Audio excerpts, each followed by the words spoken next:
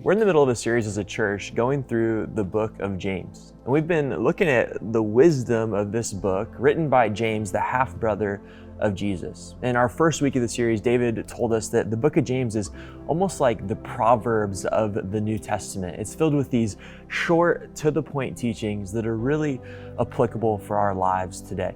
And this week, we're talking about active faith. The whole series has been about faith, but this week in particular, we're talking about having an active faith.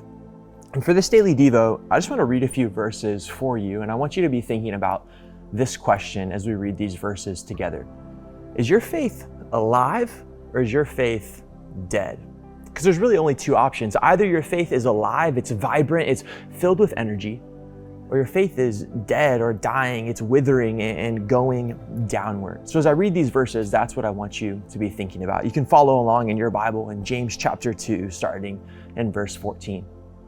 What good is it, my brothers and sisters, if someone claims to have faith but has no deeds? Can such faith save them?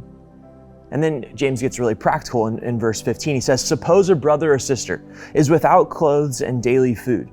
If one of you says to them, go in peace, keep warm and well fed, but does nothing about their physical needs, what good is that? In the same way, faith by itself, if it is not accompanied by action, is dead. Is dead. James says, faith by itself, if it is not accompanied by action, is dead. This whole week, we've been talking about having an alive faith, an active faith, a faith that isn't just about agreeing to certain theological ideas, a faith that is lived out each and every day through love for our neighbors, love for the poor and people that are hurting.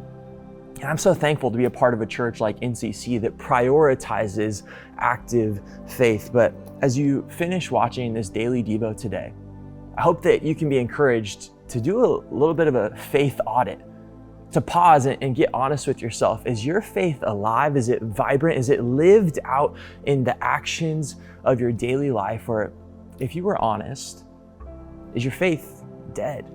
Is your faith dying? Is it time for you to step back into the living, vibrant, full of color faith that Jesus calls you to? And if that's you, if you find yourself honestly with a little bit of a dead faith, it's time to get back in the game. It's time to get in on the action. It's time to start loving the people around you, because NCC, we want to be a church filled with people who have an active faith, not just people who agree to certain theological doctrines. That's important.